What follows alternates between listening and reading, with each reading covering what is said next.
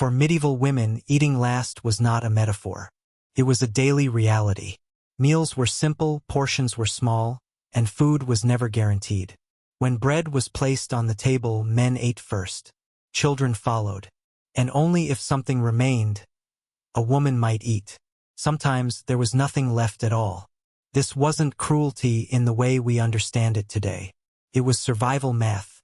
A family believed that the strongest must eat first, so they could work, protect, and endure another day. Women cooked the food. They served the food. They watched others eat the food. And they learned to ignore their own hunger. Pregnant women often ate less than they needed. Mothers gave their portions to their children.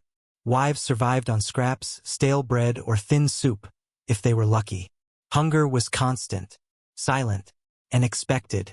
A medieval woman's body was pushed to its limits every day.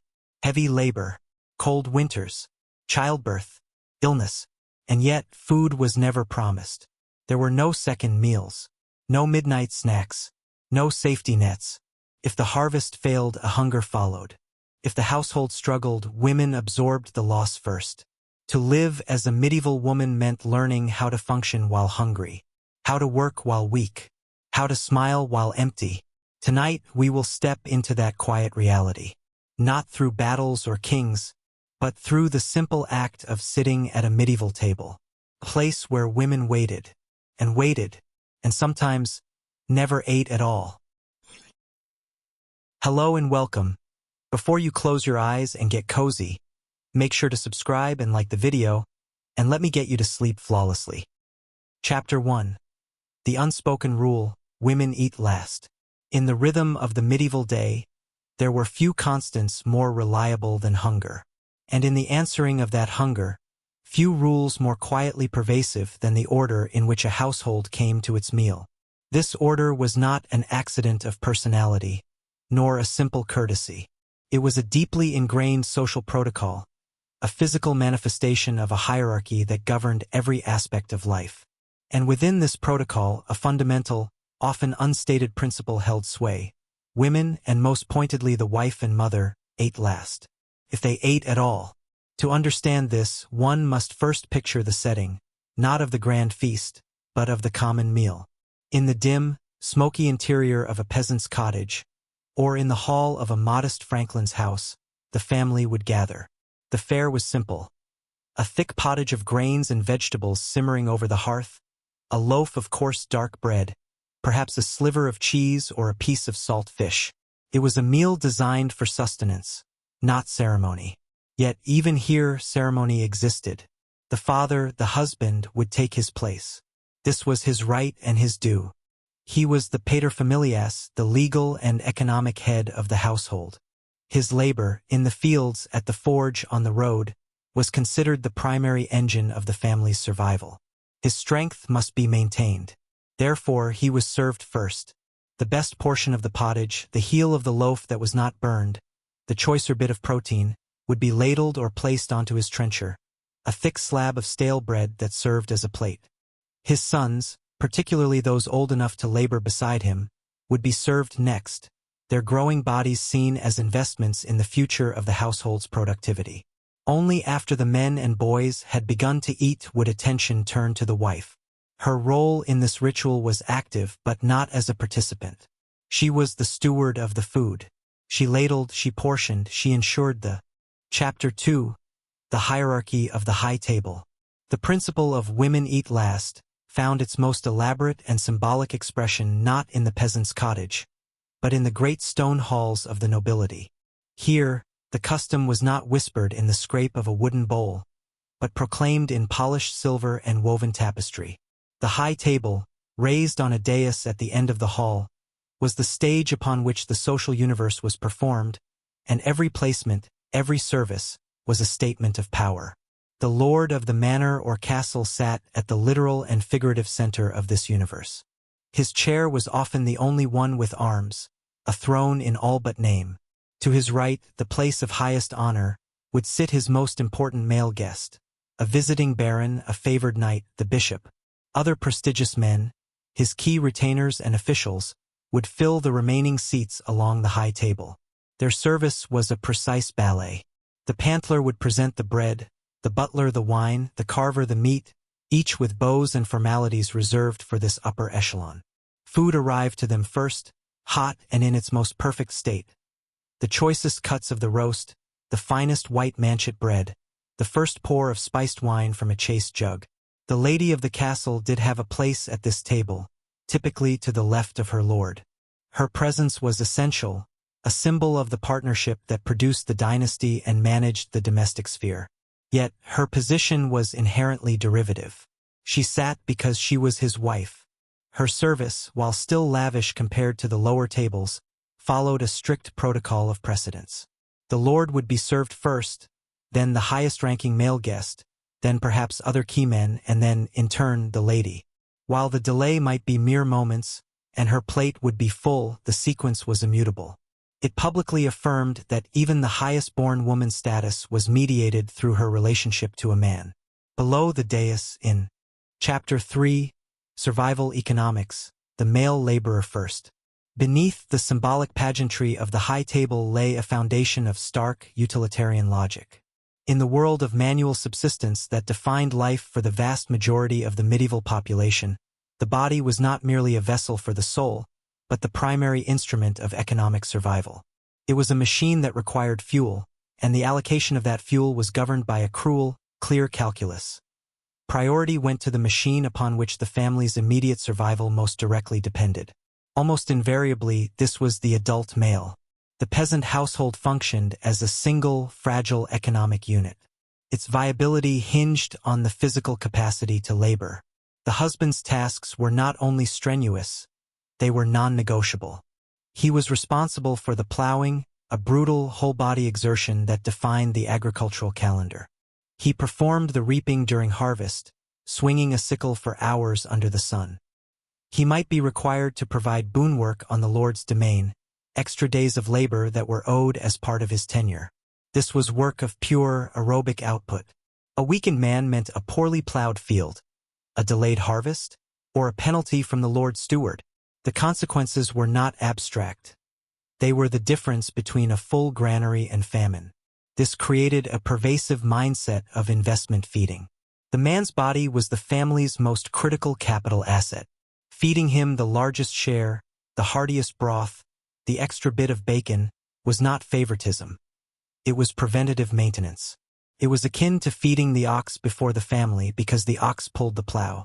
His strength was the engine that drew the sustenance from the earth itself. To compromise that engine was to risk the entire enterprise. In contrast, the wife's endless labor, while physically demanding, was categorized differently.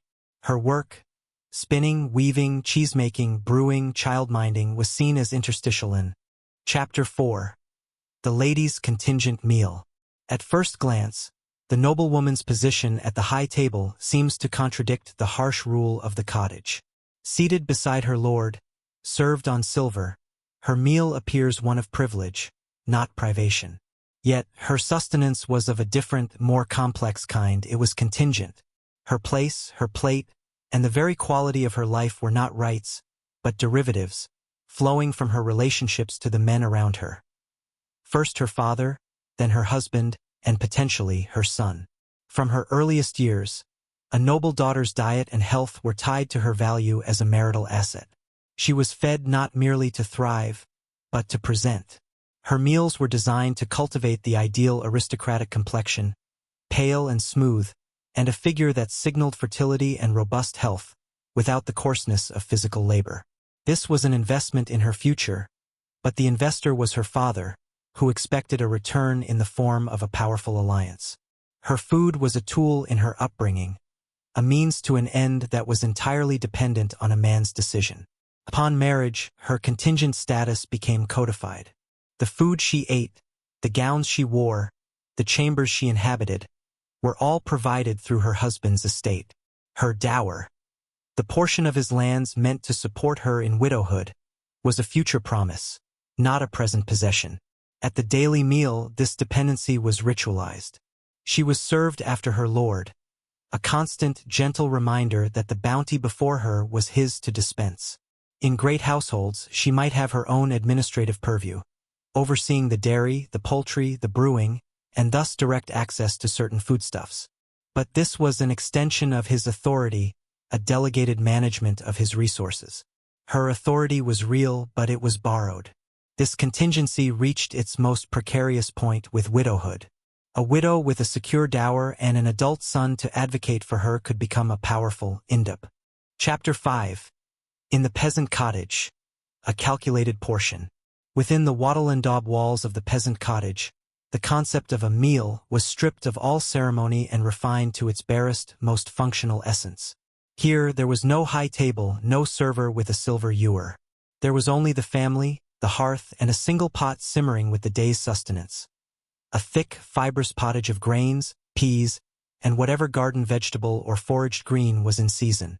And in the ladling out of this humble fare, a quiet, relentless arithmetic took place, a calculation of need that consistently placed the wife at the bottom of its equation. The process was as routine as the dawn. The husband, returning from the strips in the common field or from his day's labor on the Lord's domain, would wash his hands in a basin and take his place on the best stool, nearest the weak warmth of the fire. His wooden bowl, perhaps the least cracked of the set, would be presented. The wife would then lift the heavy, blackened pot from its hook over the embers. The first thickest ladleful, dense with barley and the scant bits of fat or salt pork, would go to him.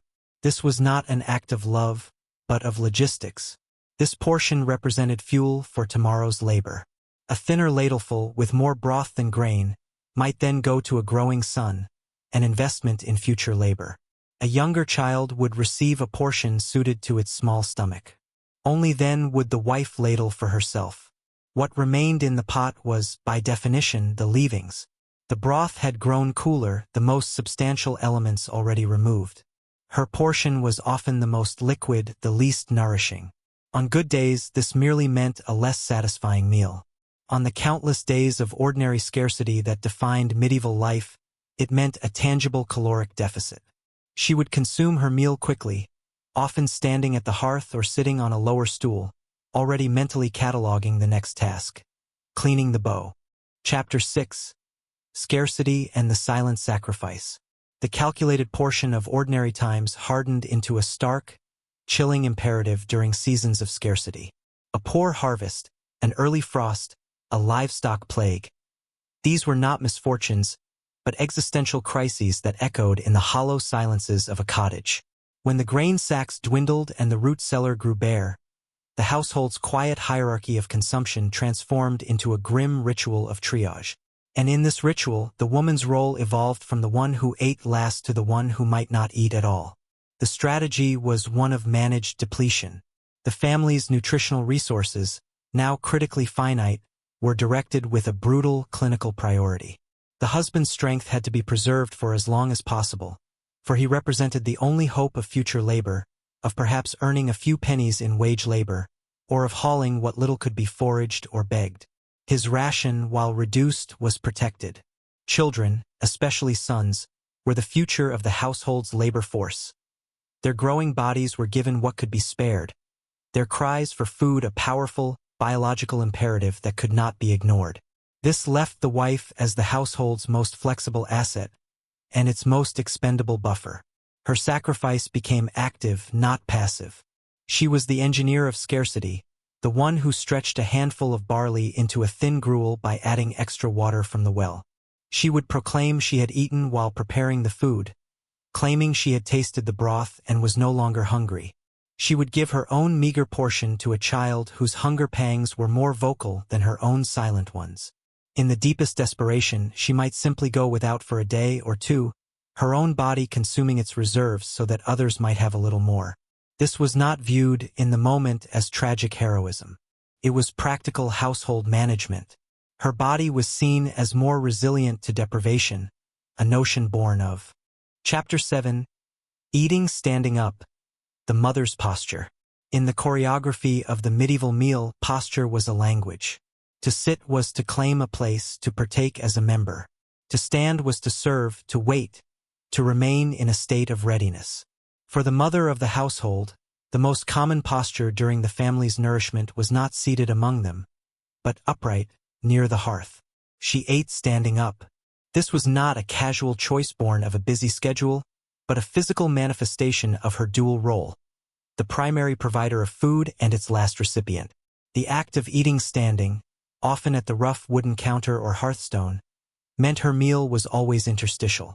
It happened in the cracks between tasks. One hand might hold a bowl of cooled pottage, while the other stirred the next batch of oat mixture for the next day's bread, or mended a tear in a child's tunic. Her attention was divided, her consumption hurried and functional. There was no leisure in this posture, no sense of a shared, settled moment. She was fueling the machine of her own body with the same efficiency she employed when feeding the fire. This posture also kept her in a state of surveillance and service. Seated, she would have had her back to the room or be fully engaged with her own food. Standing, she could oversee the children to ensure they did not spill, watch her husband's bowl for the moment it needed refilling, and be instantly alert to any need. A dropped spoon, a request for water, the cry of an infant in a cradle nearby. Her body was on duty, even as it received its own sustenance. Her meal was not a respite from her labors, but another labor itself, performed simultaneously. Symbolically, to eat standing was to accept a position of permanent provisionality. It stated that her own nourishment was not important enough to warrant the simple dignity of sitting down. It was an afterthought attended to once the true participants. Those seated were settled. Her upright body was like a. Chapter 8. The cold cuts and hard crusts. The sequence of service dictated not only when a woman ate, but what she ate. After the men and children had been served, what remained in the common pot or on the shared trencher were not the choice portions, but the leavings. Her meal was defined by its diminished state, the cold cuts and the hard crusts. These were not merely inferior foods. They were the physical, edible symbols of her secondary claim to the household's resources. Consider the pottage. The first ladlefuls drawn from the cauldron were the hottest and the most substantial, where the peas, grains, and scant bits of meat or fat had settled. This went to the husband. By the time the pot reached her, the broth had cooled, losing both its comforting heat and its ability to satisfy. What clung to her ladle was often the thinner, more watery portion from the top, or the scorched bits that had stuck to the bottom of the pot. Her meal was literally the leftovers of the leftovers, its nutritional value and its sensory pleasure both degraded. With bread, the hierarchy was equally clear. A loaf baked in a communal oven had a spectrum of quality within itself. The soft, airy crumb from the center was the most desirable, easy to chew and to sop up broth. The outer crust, while providing structure, was often tough, dense, and could harden to a tooth-challenging consistency as it staled. The best of the soft crumb was reserved. What was left for her was often the heel, the end of the loaf, and the thickest, most hardened sections of crust. These were not just less pleasant to eat. They were also less digestible and provided fewer usable calories for the same effort of consumption. If there was meat, a rare luxury, the pattern held. The choicest, most tender cuts were served first. The cold cuts that came to her were exactly that. The slices that had cooled and congealed on the platter, the gristly ends, the organs considered less desirable. Her plate was a collection of AF. Chapter 9. Mealtime as service, not society.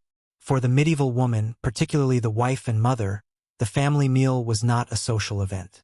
It was the culmination of her work shift and the beginning of another. Her primary role was not that of a participant in conversation or shared leisure, but of a facilitator. The time spent around the table was, for her, an extension of her domestic service, a period of vigilant labor disguised as a gathering. While others sat, she was in motion. Her attention was fractured, distributed across a dozen small demands. She monitored the trenchers and bowls, her eyes calculating when a refill was needed, her ears attuned to the requests. More bread, more ale, a knife passed. A child's spilled cup required immediate sopping with a rag. A husband's empty plate was a silent command. There was no sitting down with her own food until every other potential need had been anticipated or answered. Even then, her posture remained alert, half turned from the table, one ear listening for the infant in the cradle or the pot boiling over at the hearth behind her. This meant she was absent from the society of the meal, the conversation that flowed, The gossip from the fields, the plans for the next day's work, the simple jokes and stories, happened around her, not with her. She was its audience, not its contributor. To interject would have been to step out of her role as servant and into the role of companion, a transition the structure of the meal did not encourage. Her contributions were physical, the ladle of pottage, the slice of cheese. Her voice was the sound of practical inquiry. Is it enough? Not what do you think? The psychological distance this created was profound. While the meal served to bond the family unit, it did so by reinforcing a specific dynamic: the fed and the feeder. She was the architect of their comfort, a ghost at her own feast. The satisfaction she derived was vicarious, rooted in the sight of others being nourished. Chapter 10. The daily reinforcement of place.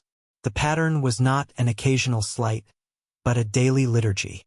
The act of eating last, of receiving the cold cuts and hard crusts, of serving while standing apart, was not a random series of events. It was a ritual as regular as the ringing of the church bell, and its purpose was pedagogical. Every day, twice a day, the medieval woman received a silent, potent lesson in the architecture of her world. It was a lesson in her place.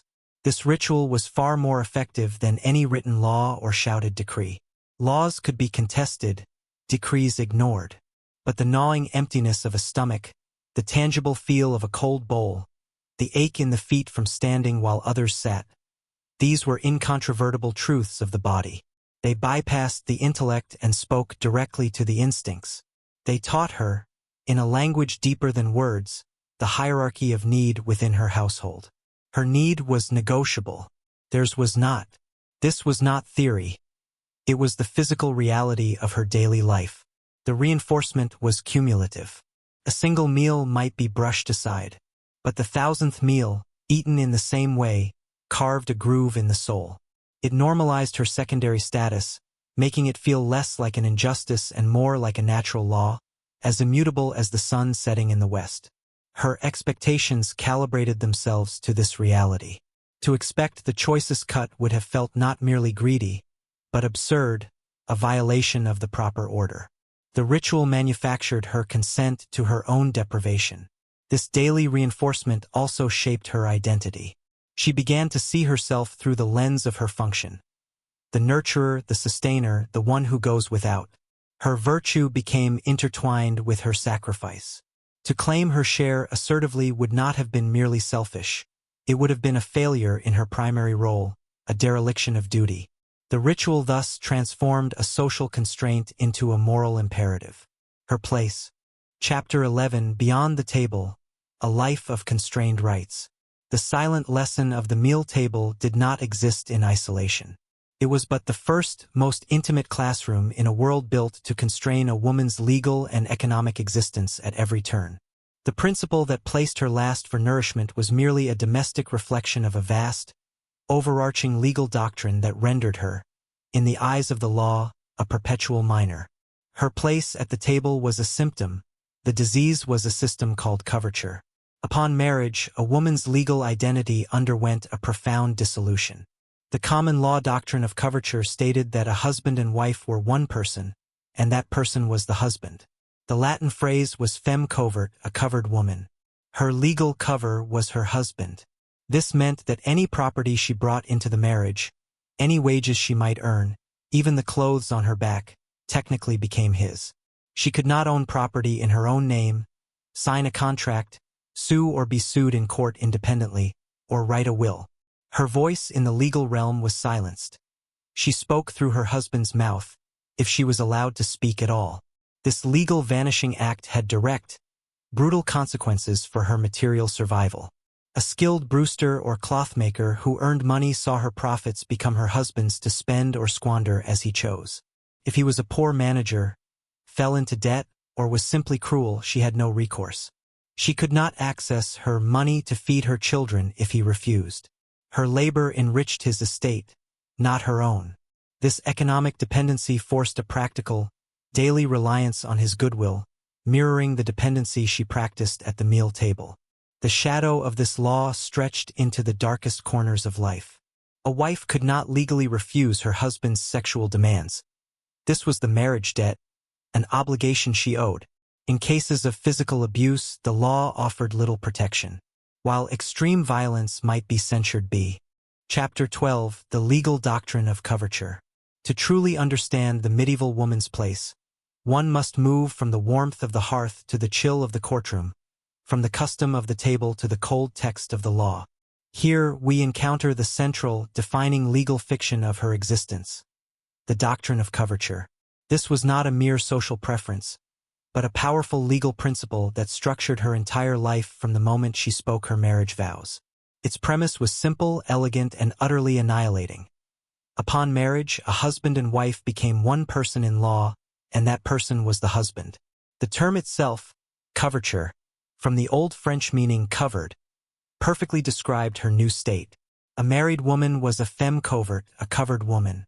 Her legal identity was subsumed, blanketed by that of her spouse. In the eyes of the common law, she ceased to be a distinct legal entity. This legal death had immediate and sweeping consequences. Any property she owned before marriage, a parcel of land from her family, a sum of money, even her clothing and personal jewels, now belonged to her husband. He could sell it, gift it, or lose it to debtors without her consent. Any wages she earned through her own skill, as a brewer, a spinner, or a merchant, were his income. She could not enter into a contract. She could not sue or be sued on her own. She could not write a will, for she had no legal property to bequeath. This doctrine created a state of profound and inescapable economic dependency. Her well-being was entirely contingent upon her husband's character and competence. A kind and prosperous husband meant security. A wasteful, cruel, or incompetent one could impoverish her and her children, and she had no legal mechanism to stop him. The law offered her no separate purse, no economic identity. Her labor, therefore, was a form of indirect and unrewarded investment in an estate she did not control. The bread she baked, the cloth she wove, the ALSH. Chapter 13. Femme sole versus femme couverte. A legal disappearance. The legal landscape for a medieval woman was not a single territory, but a starkly divided one. Her rights, her identity, and her very legal existence hinged on a binary classification. She was either a femme sole or a femme couverte. These were not just titles, they were descriptions of her fundamental visibility under the law. And for most of her adult life, the law demanded she be invisible. A femme sole, a single woman, was a legal person. This category included widows and, crucially, women who had never married. As a femme sole, a woman could own property in her own name. She could enter into contracts. She could lease land, hire servants, borrow money, or run a business. She could sue and be sued in court, defending her interests directly.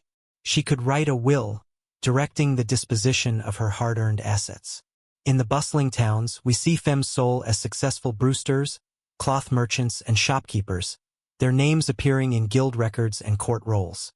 They paid taxes, owed debts, and wielded economic agency. Their legal personhood was intact. Marriage triggered a profound legal metamorphosis. Upon saying, "I will," she ceased to be a femme sole and became a femme couverte, a covered woman. This was not a metaphor. It was a technical legal disappearance. The common law held that a husband and wife were one person, and that person was the husband. Her separate legal identity was extinguished, subsumed into his. The vibrant, legally recognized femme sole, the business owner, the property holder, vanished. In her place stood a legal nullity. This meant every right she had exercised as a single woman was extinguished. The property she brought into the marriage became his. Any income she generated was his. She could not make a contract because she was not a legal entity with whom one could contract. If she was wronged, her husband sued on her behalf. If she committed a wrong, her husband. Chapter 14. No property, only use, the dower's limits. For a medieval wife, the specter of widowhood loomed large. It promised a terrifying precipice. The sudden loss of her legal cover, her provider, and potentially, her home. The primary safety net designed to catch her was the dower. Yet, this provision was not an asset she owned, but a fragile right of use, contingent upon the goodwill of men and the relentless scrutiny of the law. It exemplified a system that offered security, but never sovereignty. The dower was traditionally 1/3 of the lands her husband had held during their marriage, granted to her for her lifetime. It was not an inheritance she could sell or give away. It was a life estate.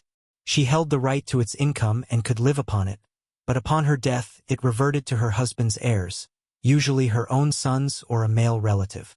This was not property ownership, but a form of usufruct, the right to use the fruits of property owned by another.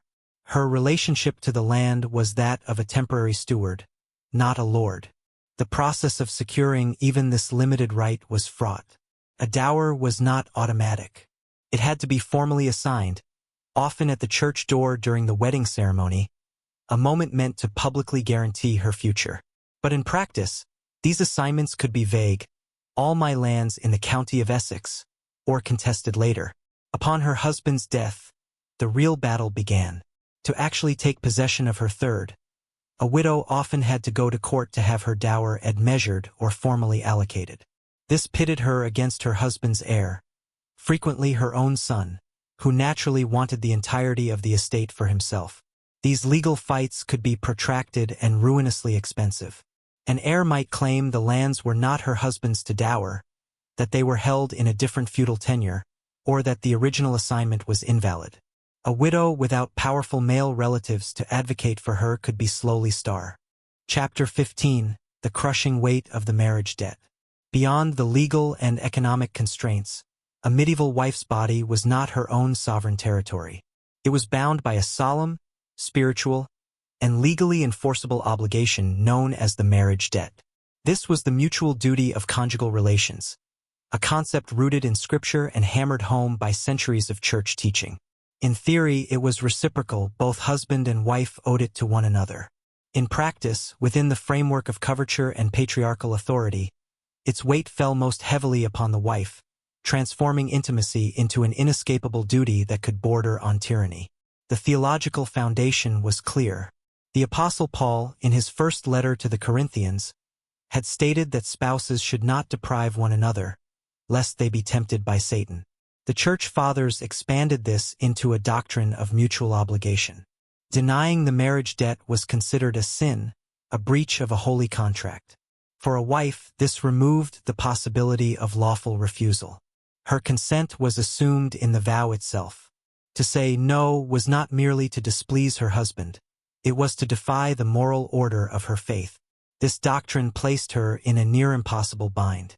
If she refused, she sinned and risked her husband's wrath, which could manifest as verbal abuse, physical violence, or the withholding of material support. If she submitted unwillingly, she endured an act that could feel like a violation, an extraction of a debt. There was no legal or cultural concept of marital rape. Her body was part of the property and services she brought to the marriage, a facet of the covered existence of the femme covert. The marriage debt was the interest paid on that union. The consequences were direct and harrowing. This obligation existed regardless of her health, her exhaustion from constant labor, or her fear. It existed through repeated, dangerous pregnancies, with no reliable contraception, each act of intercourse. Chapter 16: Childbirth. The Valley of the Shadow of Death. For the medieval woman, the fulfillment of the marriage debt led, with terrifying regularity, to the threshold of mortality itself, childbirth. This was not a medical event in any modern sense. It was a spiritual and physical crisis, a passage through what was rightly called the Valley of the Shadow of Death. It was the defining, recurring trauma of her adult life, an ordeal where her body, her faith, and her community's crude knowledge were all pitted against forces no one truly understood. The statistics, where they can be inferred, are grim. Maternal mortality rates are estimated to have been between 1% and 2% per birth. This does not account for the far greater rates of infection, injury, and long-term debility that followed. For a woman facing 5, 8, or 12 pregnancies across her lifespan, her cumulative risk of dying in childbed became not a remote possibility, but a sobering probability. She knew women who had not survived. She attended their wakes. The shadow lay across every pregnancy. The environment of birth was domestic, not clinical. It took place at home in the very bed where the child was conceived. The attendants were not physicians, who were almost exclusively male and rarely involved in obstetrics, but a circle of women, her mother, her sisters, her neighbors, and the local midwife. This female collective provided emotional support and practical experience, but their tools were limited to herbal concoctions to hasten labor, charms and prayers to saints like Saint Margaret, the patroness of childbirth, and physical manipulation. They had no concept of sterilization, no forceps for difficult deliveries, no way to stop catastrophic hemorrhage or treat puerperal fever. The process was one of excruciating pain and profound vulnerability. There were no effective pain relievers. She labored in a haze of agony, surrounded by the whispers and prayers of her attendants. A difficult. Chapter 17. Peril upon peril, mortality in the childbed. The peril of childbirth was not a single moment of crisis, but a layered onslaught of dangers that extended far beyond the labor itself. Surviving the delivery was merely the first hurdle. A gauntlet of subsequent threats awaited, any one of which could deliver the fatal blow in the days and weeks that followed. The childbed was not a place of recovery, but a lingering zone of mortal risk. The most immediate and terrifying postpartum danger was hemorrhage. Without modern understanding of uterine contraction or medications to induce it, a woman could simply continue to bleed. The midwives and attending women might use herbal astringents like yarrow or apply physical pressure, but against a major arterial bleed, they were powerless. A new mother could fade away within hours, surrounded by her helpless female kin, the joyful birth transforming into a scene of desperate, losing battle. Then came infection, the silent killer that arrived as a guest in the wake of the trauma. This was puerperal fever, known as childbed fever. In an age ignorant of germs, the sources of infection were everywhere. The unwashed hands of the attendants, the unclean linens, the very air of the closed, crowded chamber. The tears and wounds sustained during delivery provided an open gateway for bacteria.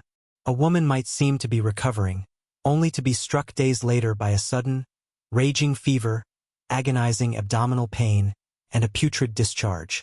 The infection would spread, causing septicemia. Death in these cases was often slow, painful, and bewildering, a cruel theft of life just as it had seemingly been granted. Even a birth that was mechanically successful could lead to catastrophic injury. A severe perineal tear, if it did not heal properly, and without suturing or sterile conditions it often did not, could result in a vesicovaginal or rectovaginal fistula.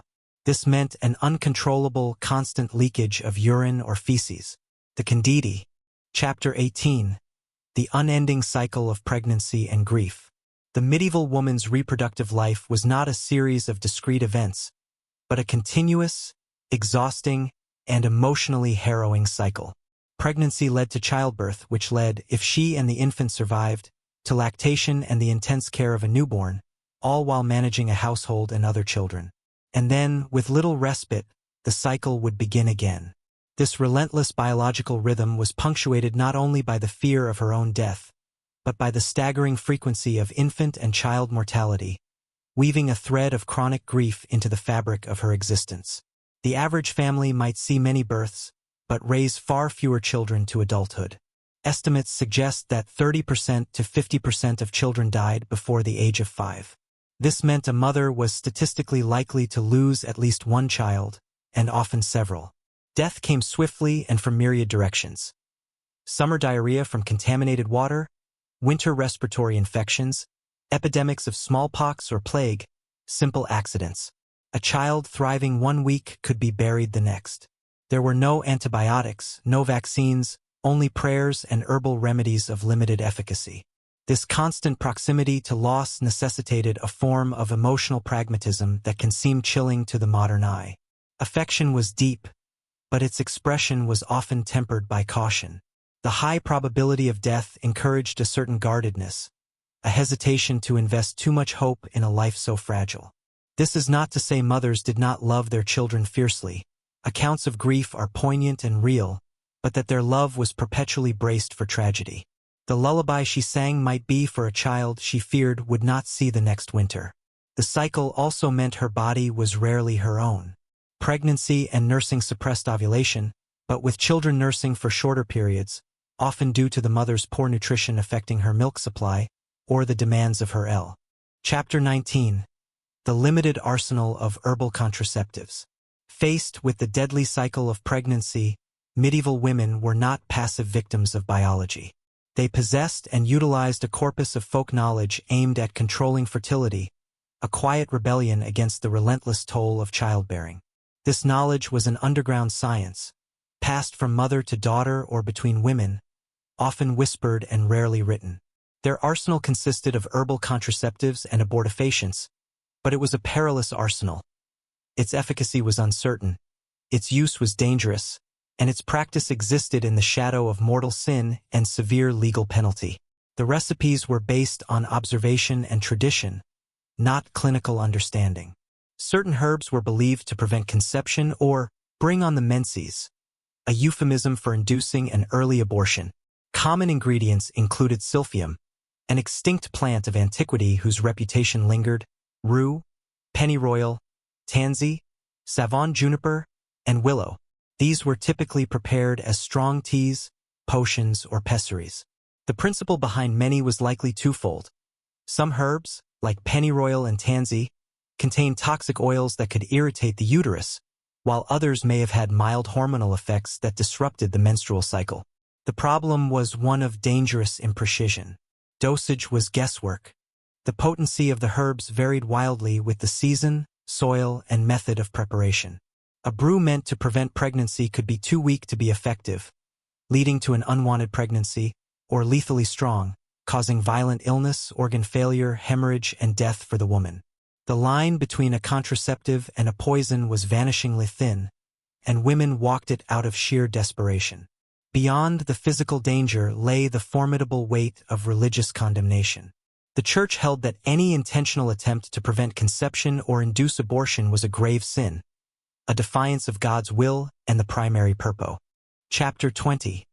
The dangerous path of the unlawful child. For the medieval woman, an extramarital pregnancy was not a personal crisis. It was a catastrophic event that could shatter her place in the world. The unlawful or bastard child represented more than a moral transgression. It was tangible proof of a woman's sexual activity outside the strict confines of the marriage debt, a crime for which she bore almost the entire burden of shame, legal penalty, and economic ruin. The path it set her on was one of profound danger and desperation. The legal and social consequences fell overwhelmingly on the mother. While church courts might attempt to identify and penalize the father with a fine or orders of support, enforcement was weak. The man could often deny it, flee, or simply pay a manageable fee. The woman, however, could not hide the living evidence. A bastard child destroyed her prospects of a respectable marriage, the primary path to economic security for a woman. It brought dishonor to her family, who might cast her out to protect their own standing. Her options were few and grim. She might try to conceal the pregnancy and then commit infanticide or abandon the newborn, acts considered heinous crimes, punishable by death. Parish and manor records note the discovery of infants in ditches, rivers, and latrines, tragedies born of absolute desperation. If she kept the child, she faced a life of extreme poverty. Legitimate work was hard to find for a fallen woman. She might become a prostitute, a state of legal and social limbo, or rely on erratic charity, often attached to a hospital or convent that demanded penitential labor in exchange for meager sustenance. The child itself was branded with lifelong disability. A bastard could not inherit land or titles from either parent under common law. They were barred from many guilds and therefore from skilled, respectable trades. Their social mobility was almost non-existent, their status a permanent stain. The Mother. Chapter 21. The Spindle's Tyranny. Women's Unceasing Work. If the cycle of childbirth defined the peril of a woman's body, the cycle of thread defined the unending labor of her hands. The spindle and its later mechanical successor, the spinning wheel, was not merely a tool. It was a tyrant. The production of thread and then cloth was the fundamental, inescapable economic engine of the household, and its relentless demand fell almost exclusively on women's shoulders. This was not a task with a beginning and an end, but a continuous, background hum of necessity that filled every spare moment of her waking life. The process began with the raw materials: wool from the family's sheep, or flax grown in a corner of the field. The wool had to be washed, carded, and combed. Flax required a more brutal regimen. It was rotted, in water, scutched, beaten, to break the woody stems, and hackled, combed with a spiked board, to separate the long linen fibers from the tow. These preparatory steps alone were days of hard, dirty work. Then came the spinning.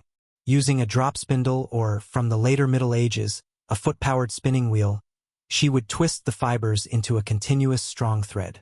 This was work that could be done anywhere, at any time. She would spin while watching the pot over the fire, while minding children, while walking to market, while listening to a story in the evening. The spindle was a constant companion, its whirl a blur in her fingers. A family's need for cloth was voracious. Clothing, blankets, sacks, linens, bandages. To stop spinning was to let the household's most basic needs unravel. After spinning came the weaving, often on a heavy loom. While professional weavers in towns were often men, in rural areas the larger horizontal loom might be operated by the household, with women performing crucial tasks like winding the warp and threading the heddles. The final cloth then had to be fulled, cleaned, and thickened, often by stomping it in a. Chapter 22. From Flax to Linen. A year-long chore. The production of linen from the flax plant was a perfect, punishing microcosm of women's work. Unlike wool, which could be shorn and spun with relative speed, linen was a crop that demanded a year-long, grueling commitment. It tied a woman's labor not just to the hearth, but to the rhythms of the soil, the stench of the retting pond, and the relentless, physical preparation of fibrous stalks. To turn a field of blue-flowered flax into a bolt of cloth was to enact a slow, arduous alchemy where her sweat was the primary catalyst. It began in spring with the sowing. By high summer, the field would be a sea of delicate blue blossoms. After they faded, the plants were pulled from the ground by the roots, not cut, to preserve the full length of the fibers. This back-breaking work, often done by women and children, was just the start. Then came retting, the controlled rotting of the stalks to loosen the valuable inner fibers from the woody core. The flax was submerged in a stagnant pond or ditch for up to 2 weeks. The process produced a foul, unforgettable odor that permeated the area. Women would wade into the murky water to turn the slimy bundles, their hands and arms immersed in the decay. Once ret, the stalks were dried, then subjected to breaking. They were crushed in a wooden brake, a hinged device to shatter the brittle woody core. Next was scutching, where the broken stalks were beaten with a wooden blade against an upright board to knock the shattered pieces, the bone, away from the fibers. This sent clouds of irritating dust into the air, choking the worker. The final preparation was hackling or heckling. The fibrous mass was drawn through a series of iron combs with progressively finer teeth. This combed out the remaining woody bits and shorter fibers, the tow, leaving only the long, smooth, silky-lined fibers suitable for fine thread. Hackling was meticulous, hand-shredding work that required skill too. Chapter 24. The gendering of tasks. What was women's work? The medieval division of labor was not merely practical. It was deeply ideological, a mapping of the social and spiritual order onto the physical world. Tasks were not just tasks. They were men's work or women's work, categories that carried moral weight and reinforced fundamental beliefs about the nature of each sex. Women's work was typically defined by its association with the interior, the cyclical, the sustaining, and the subordinate realms that mirrored her perceived spiritual and social role. At its core, women's work was interior and centripetal. It pulled things into the home and transformed them for its use. This included food preparation, brewing, baking, dairy work, making butter and cheese, salting meat, and preserving vegetables. It included textile production in its entirety, from processing raw fiber to spinning, weaving, and sewing the final garment. It included childcare and the care of the sick and elderly. Her domain was the hearth, the garden, the dairy, the nursery, and the solar. Her labor turned raw materials into consumable sustenance and comfort, binding the household together. This work was also cyclical and repetitive, mirroring the biological cycles of menstruation, pregnancy, and childbirth that defined her. Baking bread, spinning thread, feeding livestock, and washing clothes were tasks that were never truly finished. They reached a point of completion only to begin again immediately. This endless return contrasted with men's work, which was often linear and projective. Plowing a field, building a wall, going to war, embarking on a trading voyage, tasks with a clear beginning and end that projected male agency out into the world. Furthermore, women's work was supplemental and supportive. It was seen as sustaining the primary male-driven economy. While her brewing might bring in cash, it was an extension of domestic cooking. Her gardening supplemented the grain fr. Chapter 23. The Breweress and the Huckster, Precarious Trade. Within the tighter confines of the town, a different kind of women's work emerged. Small-scale trade. For those without land or a husband's craft, this was a vital, if precarious, path to survival. Two of the most common figures were the brewster and the huckster. These women operated in the bustling, competitive margins of the urban economy, leveraging domestic skills into public commerce, but doing so on a knife edge of respectability and financial stability. The brewster was the female brewer. Brewing ale was an almost universal female domestic task, as it was an extension of cooking. In towns, women with a little capital, often widows, could scale up this operation. They would brew in their homes or small outbuildings and sell the ale from their door or in a rented market stall. Ale was the staple drink, consumed by all ages and classes, so demand was constant. A successful brewster could achieve a degree of economic independence, her name appearing in borough records as a taxpayer. However, the trade was fraught with risk. The ingredients, malt, hops, were costly and subject to price fluctuations. The product was perishable. A failed batch meant lost capital. She faced stiff competition from other brewsters and from larger, male-run breweries. Most damagingly, her legal position was weak. As a femme covert, her profits belonged to her husband, who could squander them. As a widow, femme sole, she had more control but was vulnerable to being undersold or pushed out by powerful guilds that often sought to restrict female competition. The huckster or regrader was a small-scale retailer, often a woman who bought goods in bulk, fish, eggs, garden produce, cheese, ale from a brewster, to sell in small quantities at a markup in the market. She was the essential link between producers and the urban poor who could not afford bulk purchases. Her work required sharp haggling skills, a keen eye for quality, and, Chapter 25, the double burden, field and hearth. For the vast majority of medieval women, peasant wives and daughters, the concept of a separate domestic sphere was a luxury that did not exist. Their reality was the double burden. The unceasing labor of the hearth, combined with demanding, seasonal work in the fields. There was no neat division between women's work and general labor. There was only work, and it filled every waking hour of the year, following two brutal, overlapping calendars. The hearth calendar was endless and interior. Its tasks knew no season. Daily, there was the fire to tend, the pottage to stir, the bread to bake, or at least the dough to prepare for the communal oven, the dairy animals to milk, the butter to churn, the cheese to press. There was spinning, always spinning, to keep the household in cloth. There were children to mind, the sick to tend, the endless mending and cleaning. This work was quiet, repetitive, and absolutely non-negotiable. It was the baseline hum of survival. Superimposed upon this was the agricultural calendar, the relentless rhythm of the manorial year. While heavy plowing was men's work, women's labor was essential at almost every other stage. In spring, they helped with weeding and dung spreading. In early summer came the exhausting work of haymaking, crucial for winter fodder. Then, the climax of the year, the harvest. Every able body, young and old, male and female, was pressed into service.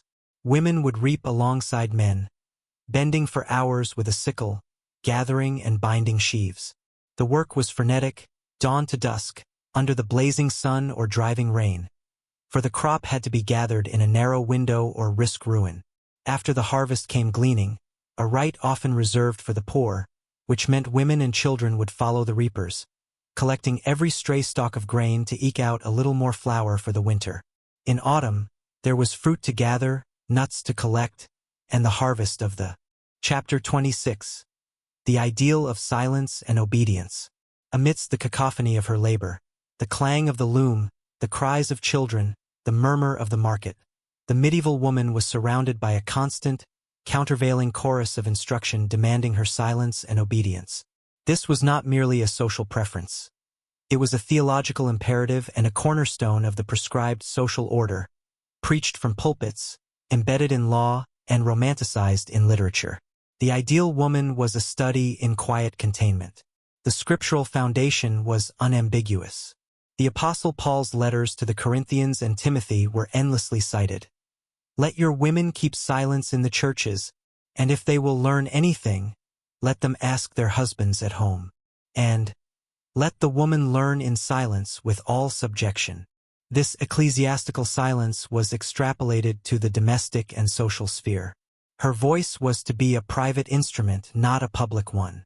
In the great chain of being, her role was to listen and obey, first to her father, then to her husband, and metaphorically to the church and God. This ideal was relentlessly reinforced through sermons and conduct literature. Priests railed against gossiping women, scolds, and shrews, painting the outspoken wife as a domestic demon who destroyed her husband's peace and his reputation. Manuals on estate management instructed husbands on how to govern their wives firmly and kindly, as one would a valuable but potentially wayward asset. The perfect wife in this literature was chaste, silent, and obedient, a trinity of virtues that defined her worth. The archetype permeated secular culture as well. Romances and ballads celebrated the lady who was beautiful, gentle, and spoke only words of encouragement or demure praise. The patient Griselda of folklore and Chaucer's Clerk's Tale became the extreme exemplar, a wife who endured her husband's cruel tests with unwavering, silent submission, her obedience transcending into AF. Chapter 27. Sermons on Wifely Subjection. The parish church was not merely a place for Sunday salvation. It was a weekly classroom where the social order was ritually affirmed and its rules explained. From the stone pulpit, the priest delivered sermons that were as much about domestic governance as they were about heavenly grace. Among his most frequent and emphatic topics was the subjection of the wife, a theme drawn from Scripture and elaborated into a detailed blueprint for daily life. These sermons were a public, authoritative voice, echoing in the very space where the community gathered, instructing women on the nature of their souls and their place within their own homes. The core text was Ephesians 5 verses 22 to 24. Wives, submit yourselves unto your own husbands, as unto the Lord. For the husband is the head of the wife, even as Christ is the head of the church. Therefore, as the church is subject unto Christ, so let the wives be to their own husbands in everything. This was not presented as a metaphor, but as a divine ordinance. The priest would expound on this, painting a picture of a domestic trinity. God over Christ, Christ over man, man over woman. To rebel against her husband was not just disloyalty. It was a form of blasphemy, a disruption of the sacred hierarchy that mirrored heaven itself. The sermons gave this subjection practical form. A good wife, they preached, was obedient in all things lawful. She was the helpmate, but a subordinate one, whose duty was to aid her husband's salvation and manage his household under his direction. She was to be silent and chaste, guarding her tongue and her body as vessels of his honor. She was to be patient, bearing his faults and her own trials without complaint, offering her suffering as a pious offering. Stories of biblical heroines like Sarah, who obeyed Abraham, or the Virgin Mary, whose fiat was the ultimate act of submission, were held up as models. Conversely, the sermons painted vivid, terrifying portrait. Chapter 28. The chaste, silent, and obedient archetype. The ideal medieval woman was a trinity of negations: chaste, silent, and obedient. This was not merely a list of virtues, but a coherent archetype, a hollowed-out form into which a real, breathing woman was supposed to pour herself. Each term defined her by what she was not sexually autonomous, not publicly vocal, not self-willed. Together, they constructed a model of female perfection that served as a constant, silent rebuke to the complexities of lived experience. Chastity was the cornerstone. For the unmarried woman, this meant virginity, a physical state of intactness that was her primary marketable asset. For the wife, chastity meant fidelity, sexual exclusivity to her husband, but it also carried a broader meaning of sexual moderation within marriage. Desire was viewed with deep suspicion. Her role was to submit to the marriage debt, not to seek pleasure from it. Her body was a vessel to be kept pure for her husband's use and for the bearing of legitimate children. Any hint of sexual agency outside this narrow lane was not just a personal failing, but a pollution of bloodlines and a threat to social order. Silence was the public performance of her subordinate mind. It meant more than not shouting. It meant not offering unsolicited opinions, not arguing, not dominating conversation, and certainly not teaching or correcting men. Her voice was to be a soft instrument of domestic harmony, used for prayer, lullabies, and necessary household communication. Public speech in the manor court, the marketplace negotiation, the theological debate was the province of men. A silent woman was a tractable woman, one who internalized the lessons of her subordination and did not voice dissent. Her thoughts, if she had divergent ones, were to remain private, unspoken prayers. Obedience was the active principle that animated the other two. It was her will, perpetually bent to the will of a man.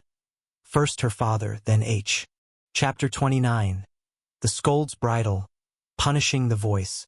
When the archetype of silence was breached, when a woman's voice became a weapon of complaint, criticism, or perceived disorder, medieval society had a uniquely grotesque and public tool for its correction. The scold's bridle, sometimes called the brank or the gossip's bridle. This was not a mere restraint. It was a diabolical engine of humiliation and pain, designed to punish not just the act of speech, but the very capacity for it. Its existence reveals the profound terror that a woman's ungoverned tongue inspired in the communities of the late Middle Ages and early modern period. The device was a metal cage for the head. A central feature was a bit or gag, often a flat piece of iron, sometimes spiked, that was inserted into the mouth, pressing down on the tongue. This made speech physically impossible and often caused the tongue to bleed. The bridle was locked at the back of the head. Some versions included a bell on top, so that the wearer's shame would be announced with every movement. She would be paraded through the streets or tied to a public post, the market cross, the town pump, for a set period, exposed to the jeers and ridicule of her neighbors. Its use was typically ordered by local manorial or town courts for the crime of being a common scold. A woman whose speech was deemed turbulent, quarrelsome, or disruptive to the peace of the community. The accusation was nebulous and subjective. It could cover a wife who publicly berated her husband, a woman who spread malicious gossip, or one who simply argued too forcefully with neighbors. The bridle was a punishment almost exclusively reserved for women. The analogous punishment for a disorderly man was more often a fine or a stint in the stocks. The psychology of the punishment was multifaceted. On a practical level, it enforced immediate, absolute silence. But more insidiously, it transformed the woman into a spectacle of her own vice. The Bridal Physic. Chapter 30. Gossip as a Subversive Network. If the scold's bridle was the iron fist of enforced silence, then gossip was the soft, persistent, and subversive countercurrent. Dismissed by authorities as the idle, malicious talk of women, gossip was in fact a vital, informal information network. It was the medium through which women exercised influence, built alliances, negotiated social standing, and preserved a sphere of knowledge and judgment that operated parallel to, and sometimes in defiance of, the official, male-dominated structures of law, church, and manor. The word itself is revealing. Gossip originates from the Old English godsib, meaning godparent, specifically a sponsor at a baptism. It referred to a spiritual kinship, a relationship of intimate trust. Over time, it came to mean the close female friends and neighbors who attended a woman during childbirth, a sacred women-only space. From there, it evolved to mean the talk that occurred in such intimate, trusted female circles. Thus, at its root, gossip is the talk of kin, the discourse of a trusted network. This network served crucial practical functions. In a world where women had little formal access to legal recourse or public news, gossip was the grapevine of survival. It carried warnings about untrustworthy men, violent husbands, dishonest merchants, lecherous employers. It spread knowledge of which landlords were fair, which markets offered the best prices, which midwives were skilled. It was a way to assess reputations and build communal consensus outside the court rolls. Gossip also functioned as a court of social opinion. When a man was excessively cruel or a wife was unfairly treated, the female network could mobilize a powerful, if informal, sanction. The withdrawal of cooperation, the cold shoulder, the murmured judgment that could poison a man's standing among his peers. This was a form of social policing that gave women a collective, if indirect, power to shape behavior and uphold T. Chapter 31. Education Denied. The Gate of Literacy. In a world where power, law, and theology were encoded in texts, access to the written word was a form of profound authority. For the medieval woman, this gate was largely closed. Formal education, the systematic study of Latin, logic, law, and theology, was the province of men, specifically those destined for the church, government, or the highest levels of trade. The denial of literacy was not an oversight. It was a deliberate strategy of containment, ensuring that the primary tools for interpreting the world and shaping its discourse remained in male hands. For the vast majority, especially peasant women, the issue was moot. Neither boys nor girls received formal schooling. Their education was in labor. But for the classes where literacy mattered, the nobility, gentry, and urban elites, the divergence was stark. A boy might be sent to a grammar school, often attached to a monastery or cathedral, to learn Latin, the language of scripture, law, and international communication. This unlocked the universe of written knowledge. A girl of the same family would typically be educated at home, if at all. Her curriculum was domestic and moral. Needlework, music, basic household management, and religious instruction through vernacular prayer books. She was taught to recognize the shapes of letters perhaps, to sign her name, or to read the Psalms in English or French, but rarely to write fluently or to parse complex Latin texts. The reasons were both practical and ideological. Practically, her destiny was marriage and household management, not scholarship or administration. Ideologically, female intellect was viewed with deep suspicion. The Church Fathers had long associated women with the flesh and with temptation. A learned woman was seen as unnatural, prideful, and potentially heretical. Education might make her dissatisfied with her ordained role, might lead her to question authority. As one 15th-century writer bluntly pu. Chapter 32. Devotional Reading. The only sanctioned text. Within the vast landscape of denied education, there existed one narrow, luminous corridor where a woman's encounter with the written word was not only permitted but actively encouraged. Devotional reading. For the literate minority, noble women, wealthy townswomen, and nuns, the prayer book, particularly the Book of Hours, became her library, her school, and her private theater of the soul. It was the one text where her intellectual and spiritual engagement was sanctioned, a space where reading was not an act of pride, but of piety. The Book of Hours was a marvel of medieval craftsmanship. It contained a calendar of feast days, excerpts from the Gospels, the Hours of the Virgin, penitential psalms, and prayers to saints. It was often illuminated with breathtaking miniatures depicting biblical scenes, saints, and the Virgin Mary. For a woman, this book was frequently her most precious personal possession, sometimes listed specifically in wills. Its value was spiritual, artistic, and economic. Her engagement with it was a ritual. She might retire to a window seat in her solar or to a quiet corner of the chapel. Turning the vellum pages was a sensory experience. The soft, heavy texture, the brilliant colors, the glint of gold leaf. She would trace the textura script with a finger or follow along with a quiet murmur. This was not speed reading for information. It was lectio divina, divine reading, a slow, meditative absorption meant to stir the heart and focus the mind on God. The pictures provided visual anchors for contemplation, leading her imaginatively into the scenes of the Annunciation or the Crucifixion. This practice served multiple purposes. It structured her private devotion, giving her a direct, unmediated, though still text-based, relationship with the divine, parallel to the Latin Mass performed by priests. It was a display of both piety and social status.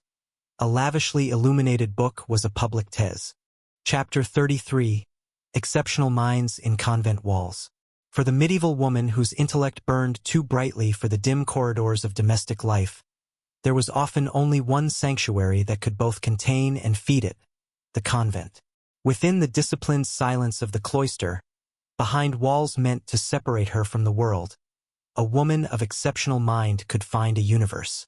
The convent was the one institution where female scholarship, artistry, and administrative genius were not merely tolerated, but could flourish as a form of divine service. Here, the hierarchy was female.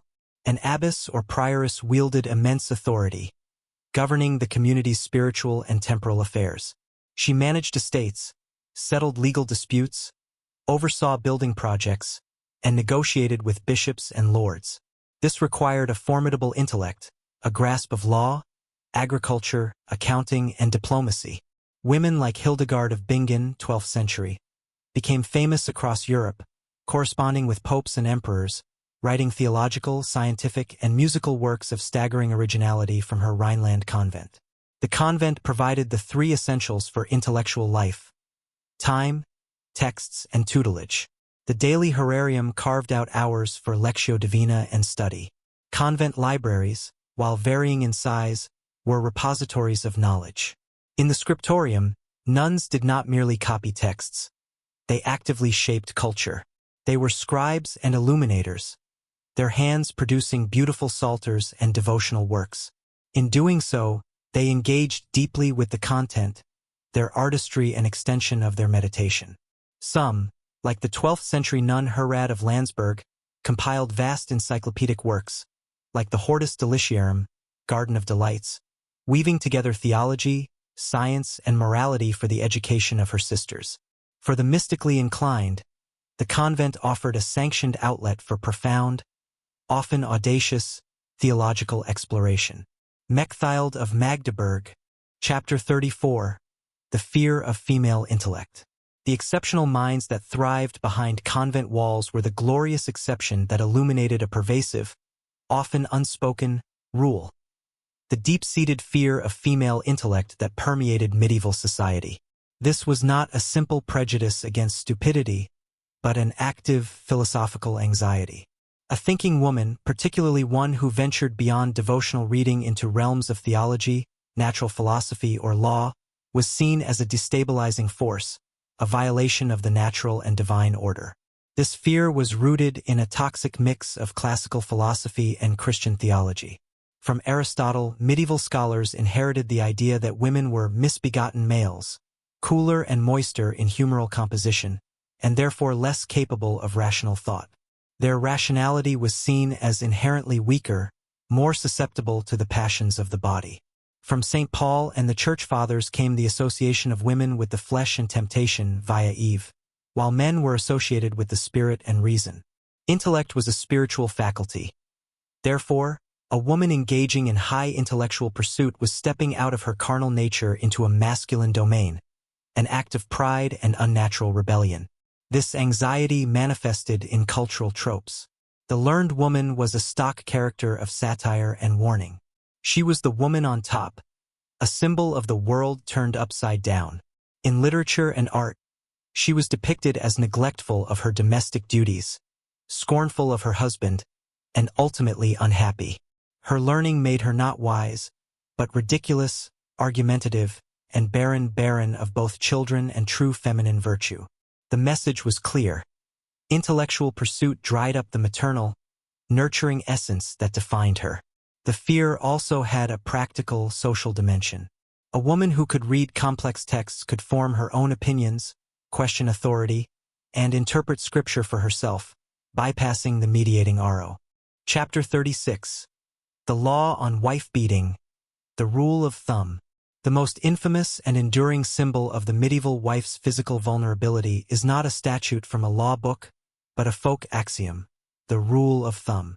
This was the belief that a husband was legally permitted to beat his wife, provided he used a stick no thicker than his thumb. While this precise measurement was never codified in English common law, its cultural power was immense. It perfectly encapsulated the legal and social attitude toward domestic violence, not as a crime, but as a regulated tool of domestic governance. The actual legal position was more nuanced, but hardly more protective. Medieval common law did recognize a wife's right to personal security, in theory. Extreme violence that threatened life or limb could be prosecuted. However, the law also affirmed the husband's role as head of the household, with the right to chastise or correct his wife.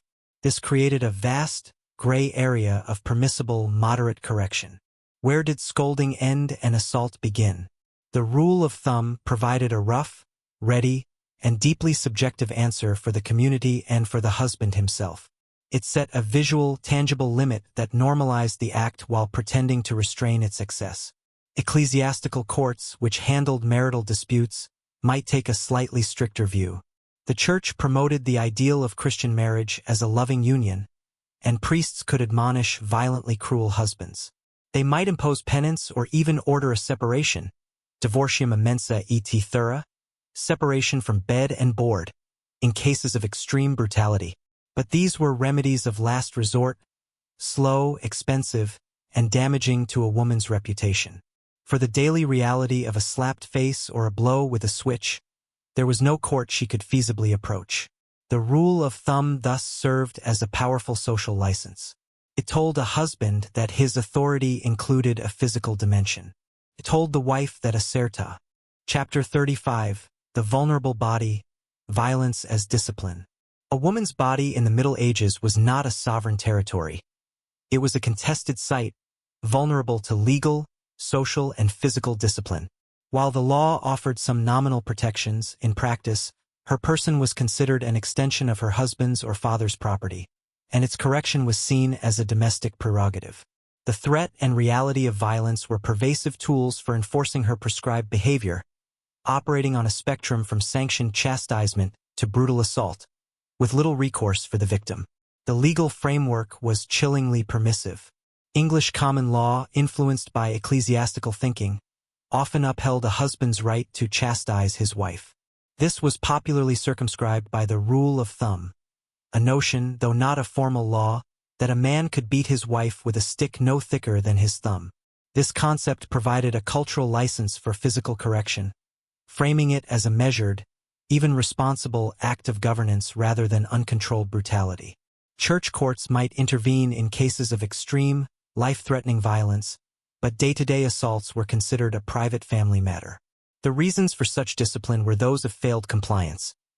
Being a scold, nagging or arguing, suspected infidelity, disobedience, wasting household resources, or simply displeasing her husband. The violence served as a swift, direct reinforcement of the power dynamic. It was a physical reminder that her body, like her legal identity, was under his control. Her pain was a lesson in submission. For women outside of marriage, servants, apprentices, single women, the vulnerability was different but acute. A master held quasi-paternal authority over his servants, including the right to administer physical punishment. Sexual assault was a constant peril, with little hope of justice. If a servant became pregnant by her master, she was likely to be cast out. Chapter 37. No legal recourse for domestic abuse. Within the gray area defined by the rule of thumb, a stark reality prevailed. For the vast majority of abused wives, there was no practical legal recourse. The systems in place were so cumbersome, so socially ruinous, and so stacked against her that seeking formal justice was often a path to greater destitution and shame. Her suffering was expected to be borne in silence, a private cost of the marital union. The first and most insurmountable barrier was legal coverture. As a femme covert, she could not sue in her own name. To bring a complaint against her husband for assault, she would need a male relative or guardian to act as her next friend and initiate the case on her behalf. This required finding a man willing to challenge the authority of another man over his own wife, a confrontational act that many would avoid. If she had no such ally, the legal door was closed before she could even knock. If she managed to bring a case, the venue mattered. A secular manor or town court might hear it, but its justices were local men sympathetic to a husband's prerogative of correction. The standard of proof was high, and neighbors, fearing community discord or their own wives' ideas, might be reluctant to testify against him. A victory, if achieved, might result in a small fine for the husband, a fee he could pay and then exact revenge for at home. The church courts offered a different, but equally fraught possibility. She could petition for a separation from bed and board, divortium immensa et thura, on grounds of extreme cruelty. This would not allow remarriage, but would permit her to live apart. However, the process was lengthy, expensive, and required compelling evidence. She would have to prove not just a beating, but a pattern of life-threatening abuse. Even if granted, the separation did not provide her with an income. Her maintenance was to come from her husband, the very man she was fleeing, and enforcement was. Chapter 38. The Peril of the Unattached Woman. The Widow's Lot. Marriage offered a medieval woman a defined, if subordinate, place. Its end, through widowhood, thrust her into a position of profound ambiguity and peril. The widow, now a femme soul, regained a sliver of legal personhood, but entered a social and economic landscape riddled with pitfalls. Her lot was a precarious tightrope walk between potential autonomy and vulnerable isolation, where her hard-won legal status was constantly challenged by the men around her. Her primary claim to survival was her dower, the 1/3 of her husband's lands granted for her lifetime. In theory, this provided security. In practice, securing it was a battle. Her husband's heir, often her own son, viewed her dower as a drain on the estate's full income. He might delay its assignment, underreport its value, or launch a legal challenge. Without powerful male kin to advocate for her, a widow could spend her remaining years and resources in court, fighting for the sustenance she was owed. If she managed to secure her dower, she faced new pressures. As a propertied woman, she became a marriageable asset once more. Her male relatives, her lord, or even the king might pressure her to remarry, to bring her lands under the control of a new husband.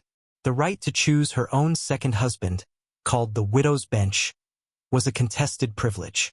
A wealthy widow might be forcibly married to a royal favorite, her lands used as a reward. Remarriage would plunge her back into coverture, erasing her hard-won legal independence. Choosing to remain single meant managing her estate alone. This required knowledge of law, agriculture, and finance skills she may not have been taught. She had to hire and control male stewards and bailiffs, who might cheat her if they sensed vulnerability. Her authority was constantly tested in a world where commanding men was seen as unnatural. A widow who was too assertive risked being labeled a shrew or, Chapter 39, the suspect figure, the single woman in the town. Beyond the widow, another figure occupied a troubling space in the medieval social imagination, the single woman. This term typically referred not to a never-married young girl, but to an adult woman living outside the direct control of a father or husband, a woman who was, by the standards of the time, masterless. In the growing towns and cities, such women were a visible and growing presence, and they were often viewed with deep suspicion and anxiety by civic authorities and moralists. Her existence was an economic necessity for many. She might be a servant living in a master's household, a journeywoman in a craft, though guilds heavily restricted female membership, or one of the many women engaged in petty retail, huckstering, or clothwork. Her labor was essential to the urban economy, yet her social position was inherently unstable. Without a male guardian, she was responsible for her own contracts, debts, and legal personhood, a state that was legally possible but socially dissonant. This independence made her a suspect figure. She was outside the primary institution marriage, designed to control female sexuality and economic activity. Moralists and town councils feared she was prone to prostitution or fornication, becoming a source of disorder and sin. Sumptuary laws sometimes specifically targeted single women, attempting to restrict their dress to prevent them from appearing above their station or attracting inappropriate attention. Her mobility and self-sufficiency were interpreted as potential licentiousness. Her housing situation underscored her vulnerability. A single woman might rent a room in a crowded tenement, live as a lodger in another family's home, or share space with other single women. These arrangements were often seen as hotbeds of gossip, quarrel, and immoral activity, by civic leaders who idealized the male-headed household. She was subject to curfews and regulations designed to Chapter 40. The Desperate Path, Prostitution and Survival. At the starkest edge of female vulnerability lay the profession of prostitution. For many medieval women, particularly in towns, it was not a choice among alternatives, but a desperate strategy for survival when all other paths, service, marriage, respectable trade, had been foreclosed by poverty, widowhood, orphanhood, or social stigma. It was the economic underworld, a state of legal and social limbo tolerated by authorities as a necessary evil, but one that condemned the women within it to a life of violence, disease, and profound insecurity. Medieval society held a paradoxical view of prostitution. The Church condemned it as a mortal sin, yet civic authorities in many towns officially regulated it. They might designate a specific street or district, a stew or bordello, license the women, and subject them to periodic health inspections. This regulation was not for the women's protection, but for public order, to contain the vice, prevent rape by providing an outlet for male lust, as per contemporary thought, and control the spread of disease. The prostitute served as a social sewer, absorbing the illicit desires that might otherwise threaten respectable women. The women themselves came from desperate circumstances. They might be rural migrants with no kin in the city, abandoned wives, impoverished widows with no dower, or single women who could find no other work. A servant girl seduced or raped by her master and then cast out pregnant might have nowhere else to turn. For these women, prostitution was a grim calculation.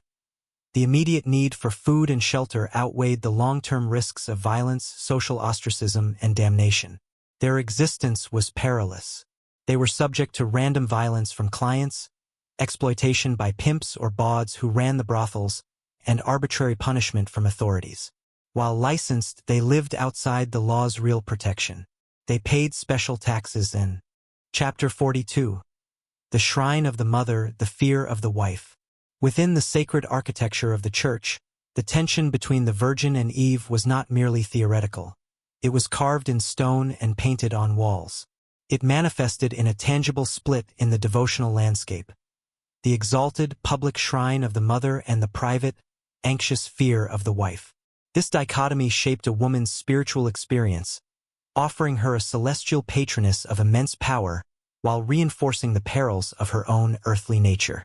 Everywhere she looked in the church, the Virgin Mary was present. Her statue stood on side altars, bathed in candlelight. She was the central figure in the rood screen separating nave from chancel. Her life was depicted in vivid stained glass and wall paintings. Pilgrims traveled miles to shrines like Walsingham in England, seeking her intercession for healing, safe childbirth, and mercy. Mary was approachable, compassionate, a mother who understood human suffering.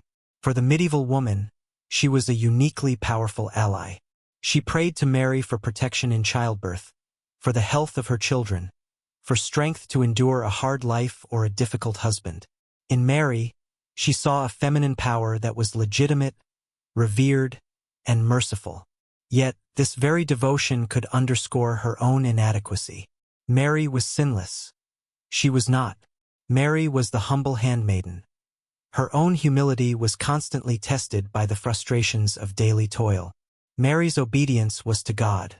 Hers was to her often fallible husband. The perfect mother in heaven could make the burdens of earthly motherhood and wifehood feel heavier by contrast.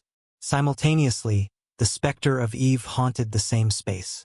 She was often depicted in church art, usually at the moment of the fall, offering the fruit to Adam. This image served as a constant reminder of the origin of sin and pain, and of woman's role as the portal of damnation. This theological fear translated into a domestic one. The fear. Chapter 41. The Church's dual view, virgin and temptress. The medieval Church's view of women was not monolithic, but a profound and troubling duality. It simultaneously exalted her as the highest spiritual ideal and condemned her as the source of mankind's primal sin. This split image, the virgin and the temptress, created a psychological and theological framework that shaped every aspect of a woman's life, offering a path to veneration that required the negation of her earthly, physical self. On the highest pedestal stood the Virgin Mary. She was the Theotokos, the God-bearer, the perfect vessel. Her virtues were those of absolute purity, humility, and obedience. She was the eternal Virgin, uncorrupted by the lust and pain associated with Eve's sin. Mary represented womanhood redeemed, but only in its most rarefied, impossible form. A woman who was a mother yet sexually intact, a human who was sinless. She was the intercessor, the merciful mother, but also an impossible standard. For ordinary women, this ideal pushed them toward either virginity, as nuns, the brides of Christ, or, within marriage, toward an imitation of Mary's meekness and quiet piety. In stark opposition stood Eve, the temptress. She was the one who listened to the serpent, who tempted Adam, who brought sin, death, and labor into the world. From this archetype flowed a deep suspicion of female nature. Women were seen as more carnal, more susceptible to temptation, and themselves temptations to men. Their beauty was a snare, their speech potential deceit, their very bodies sources of pollution. Menstruation was often viewed as unclean. This view justified their subordination. They needed to be controlled by the rational, spiritual male to prevent another fall. This duality placed women in an impossible bind. To be virtuous, she must aspire to Mary's sexless purity. Yet her social and religious duty was marriage and childbirth, which involved the very sexual act that the Church regarded with am. Chapter 43, Mystical Visions. A realm of female spiritual power. In the rigid, male-dominated hierarchy of the medieval Church, there existed one startling exception, a crack through which certain extraordinary women could project a voice of unparalleled spiritual authority, the realm of mystical visions. When a woman claimed direct, divine revelation, ecstatic union with God, conversations with Christ, prophetic insights, she entered a space where her sex, often a barrier, could become a credential. In her physical weakness and humility, she became the perfect vessel for God's voice, bypassing the clerical gatekeepers of scripture and sacrament. Female mystics like Hildegard of Bingen, 12th century, Mechthild of Magdeburg, 13th century, Julian of Norwich, 14th century, and Catherine of Siena, 14th century, achieved fame and influence that were unthinkable for ordinary women. Their authority derived not from theological training, which they often lacked, but from the incontrovertible power of their experience. Hildegard, a Benedictine abbess, described her visions as a shadow of the living light, producing monumental works of theology, medicine, and music. Julian, an anchoress, wrote Revelations of Divine Love, a profound meditation on God's motherhood and all-encompassing love, after surviving a near-fatal illness. Their femininity could be central to their mysticism. They often used bridal imagery, depicting their souls as brides of Christ, which drew upon the accepted, if elevated, female role of wife. They wrote of intimate sensory experiences of God, being embraced, nursed, or spoken to lovingly. Julian famously described Christ as our mother, who feeds us with his own body in the Eucharist. This language rooted the divine in the familiar, maternal, and nurturing realms culturally assigned to women. This path was perilous. The line between mystic and heretic was thin. Church authorities scrutinized their visions for orthodoxy. A mystic needed a male co. Chapter 45. From Healer to Witch. A dangerous line. The respected village healer and the accused, which were often the same woman, viewed through different lenses at different times. The line between them was not drawn by her actions alone, but by the anxieties, misfortunes, and social tensions of her community. In an era that understood illness as potentially supernatural and misfortune as possibly malicious, the woman with uncommon knowledge stood on a precipice. Her journey from healer to witch reveals the terrifying speed with which female authority could be criminalized and demonized. Her knowledge itself was the initial source of her ambiguous power. She understood the properties of plants that could bring on a menstruation, a euphemism for abortion, or ease a difficult labor. She might possess charms or rituals, blending folk magic with Christian prayer, to help a cow give milk or protect a child from fever. When her interventions succeeded, she was a blessing. But when they failed, when a child died, a crop failed, or a prominent person fell ill, her knowledge provided a ready explanation. Maleficium, harmful magic. The accusations often followed a pattern. They might begin with a personal grudge, a healer who refused credit for a cure, a dispute over payment, or a perceived slight. In a small community, she knew secrets about paternity, about infidelities, about hidden shames. If she spoke of them or was suspected of knowing them, she became dangerous. An accusation of witchcraft was a powerful way to silence her, to remove a difficult or knowing woman. The characteristics of the typical accused, which mapped neatly onto the marginalized older woman. She was often poor, a widow without male protection, eccentric, or simply bad-tempered. She might have a sharp tongue, living alone with animals for company. Her very existence outside the direct control of a husband or son made her suspicious. Her knowledge, once her social credit, became proof of a pact. Chapter 44.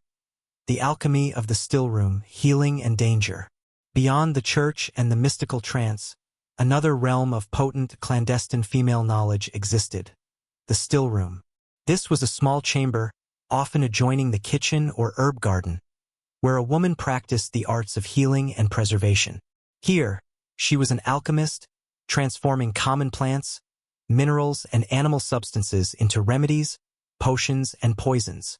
This knowledge was a source of respected power and profound danger, placing her at the vital, yet vulnerable intersection of life, death, and suspicion. The still room was her laboratory. She distilled aqua vitae, spirits, and fragrant rosewater in an alembic. She compounded salves from herbs and animal fats in a mortar. She prepared infusions, decoctions, and syrups from plants she had cultivated or gathered. Chamomile for calm, feverfew for headaches, yarrow to staunch bleeding, willow bark for pain. This knowledge was empirical, passed down through generations, a living library of what worked. As the primary caregiver for her family and often her community, her skill could mean the difference between recovery and death from a fever, a wound, or a difficult birth. This expertise granted her a form of social capital. A woman known for her healing touch was sought after and respected. She held knowledge that men, including university-trained physicians who dealt in theoretical humors, often lacked. In villages, she was the first line of defense against illness, a trusted figure whose advice was heeded. But the still room's shadow side was its proximity to poison and magic. The same herbs that healed could kill in different doses or preparations. Monkshood could be a pain reliever or a deadly toxin.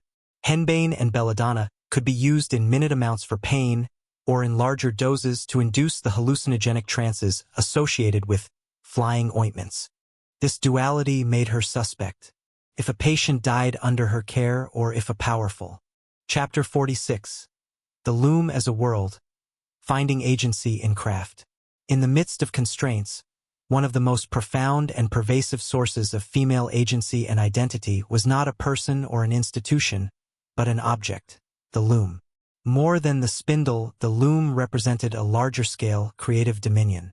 Within the disciplined geometry of warp and weft, a woman could exercise control, express artistry, and find a deep, satisfying form of mastery. The loom was a world she could command, a silent realm where her skill and vision produced something tangible and lasting. The process began with immense preparation, winding the warp, hundreds of threads measured out to exact length and tension, then carefully threaded through the heddles and reed of the loom.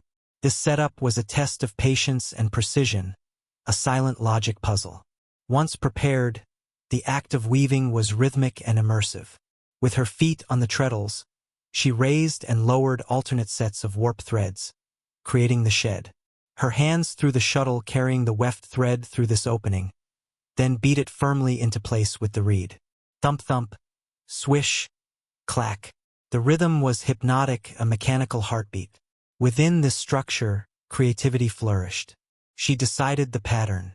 This could be the simplest tabby weave, or more complex twill or herringbone patterns created by varying the sequence of the treadles. She chose the colors, dyeing the wool with madder for red, wode for blue, or weld for yellow. For the skilled weaver, especially one working on a smaller tapestry loom or creating decorative braids and bands, the loom became a canvas. She could weave pictorial scenes, geometric designs, or even words and initials. Her work was a document of her taste and skill. This craft granted a form of economic agency. While much weaving was for household consumption, a woman known for producing fine, tight cloth or intricate patterns could barter or sell her work. In towns, some women worked as we. Chapter 47. The Secret Language of Embroidery. If the loom was the grand stage for a woman's textile art, then the needle was her intimate pen. Embroidery, the decoration of cloth with needle and thread, was a near-universal female skill, but in the hands of the discerning, it became a secret language. With each silken stitch, a woman could inscribe messages of piety, identity, affection, and even subtle rebellion onto the very fabric of her world. Her work was both a display of virtuous industry and a clandestine text. The most common canvas was the liturgical vestment or altar cloth. Here, her skill served God and community. She might embroider scenes from the lives of saints, intricate vines and flowers symbolizing paradise, or sacred monograms. This public work earned her praise and demonstrated her piety, but even here, personal touches could be inserted. A favorite flower, a particular shade of blue, the tiny, perfect stitch that was her signature. On personal garments and household items, the language grew more personal. A young woman embroidering her wedding trousseau, chemises, coifs, belts, was stitching her future identity. She might work her own initials intertwined with her betrothed's, or symbols of fidelity like true lovers' knots or ivy. A gift of an embroidered sleeve or favor for a knight was a public declaration of favor, its quality a testament to her feelings and her worth. Embroidery also allowed for the preservation of folk wisdom and family memory. Samplers, though more common later, began as reference pieces, where a girl practiced stitches and recorded patterns. Motifs carried meanings: a strawberry for righteousness, a pomegranate for fertility, a carnation for betrothal. A mother might stitch a complex design into a child's swaddling clothes as a protective charm. Most subtly, embroidery could be a medium for quiet commentary. In the confines of a noble household, where a woman's speech was policed, her needle could speak. She might ch. Chapter 49. Unrecorded Laughter. The Sound of Resilience. History, with its ledgers of law and chronicles of power, is deaf to certain sounds. It does not record the unrecorded laughter that surely echoed in the medieval woman's world. The sudden, shared giggle over a child's nonsense word, the helpless mirth when a bucket of washwater tipped over, the roaring laugh at a well-told joke in the tavern or the stable. This laughter was her most private and universal leisure, a sound of pure, uncommodified humanity that defiance, drudgery, and doctrine could not fully extinguish. This laughter existed in the interstices, in moments where the performance of duty briefly slipped. It was the cook and the scullery maid snorting over a misshapen loaf that looked like the grumpy steward. It was the weary harvesters, men and women alike, collapsing into exhausted giggles when someone sat down in a mud puddle. It was the young nuns' stifling laughter during a solemn processional when a bird flew in and caused chaos. It was not leisure scheduled or sanctioned, but stolen, a spark of joy that leapt across the kindling of shared experience. This sound was a vital psychological release. In a life of constant pressure, the pressure to produce, to obey, to survive, laughter was a pressure valve. It momentarily dissolved hierarchies. The lady might laugh with her maid over a playful pet. It transformed collective hardship into a shared story, a remember when that would be retold for years, the sting of the labor forgotten in the warmth of the memory. Her laughter was an assertion that despite everything, she was still alive, still capable of finding lightness.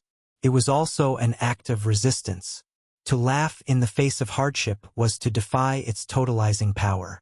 The gossips laughing at the pompous bailiff were diminishing his authority in their own hearts. The wives sharing a wry joke about their husband's foibles were reclaiming a sliver of perspective and autonomy. This laughter create. Chapter 48. The Fellowship of the Spinning Bee. We have returned, in a sense, to where our exploration of women's leisure began, with the spinning bee. But now, having traversed the landscapes of law, labor, peril, and silent expression, We can see it not just as a pastime, but as the beating heart of female fellowship. In a world designed to isolate women within separate households under male authority, the spinning bee was a sanctioned breach in the walls. It was the factory, the newsroom, the theater, and the support group, all convened under the humble pretext of making thread. The gathering transformed a solitary, monotonous task into a collective rhythm. The sound of a dozen spindles whirring or wheels humming created a soothing, industrial music. Within this productive harmony, conversation could flow. This was not the scattered talk of a market encounter, but sustained, intimate dialogue. Here, women exchanged the news that mattered to them. The details of childbirths and illnesses, the rumors of marriages and disputes, the practical wisdom of recipes and remedies. It was an oral network long before any other, a living database of female experience. It was also a school. A young girl learning to spin beside her mother and grandmother was receiving an education in more than textile production. She was learning the social codes, the shared stories, the subtle arts of reading tone and meaning in the talk around her. She absorbed the collective judgment of the community, who was trustworthy, who was cruel, who was in need. The spinning bee was where girlhood was socialized into womanhood, not through formal instruction, but through immersion in the shared world of women. For the marginalized, the young bride in a new village, the widow living alone, it was a lifeline. Admission to the circle meant acceptance. It provided a check on the potential tyranny within the home. A woman known to be badly treated might find solace and even strategic advice within the GRU. Chapter 50. The Quiet Triumph of Endurance. Our journey concludes not with a fanfare, but with a quiet acknowledgement. The story of the medieval woman is not one of dramatic victories or celebrated liberations. It is, fundamentally, the story of endurance. In the face of a world that systematically constrained her body, muted her voice, and claimed her labor, her most profound triumph was the simple, relentless act of persisting. She endured the cycle of pregnancy and grief. She endured the double burden of field and hearth. She endured the hunger of eating last and the chill of the cold cuts. She endured the law that erased her and the theology that suspect her. And yet, within that endurance, she crafted spaces.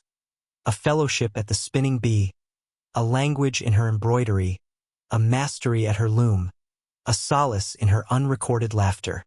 To view her life only through the lens of her constraints is to miss the agency embedded in her resilience. Her endurance was not passive. It was a daily, active negotiation.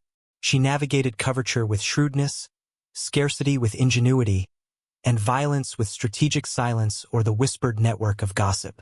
She found ways to express creativity, to build community, and to nurture a sense of self within a system designed to suppress it. The very fact that her culture survived, that children were raised, cloth was woven, food was prepared, and communities cohered, is testament to her indispensable, sustained labor. Her legacy is not written in the chronicles of kings, but in the social DNA she helped transmit. The lullabies, the folk tales, the recipes, the patterns of care and mutual aid that flowed through female lines. It is in the quiet determination that allowed generation after generation to rise each morning and meet the day's demands, despite the weight of those demands. Thus, the final chapter of her story reframes the question. It is not merely, what did medieval women endure? But rather, what did they build with their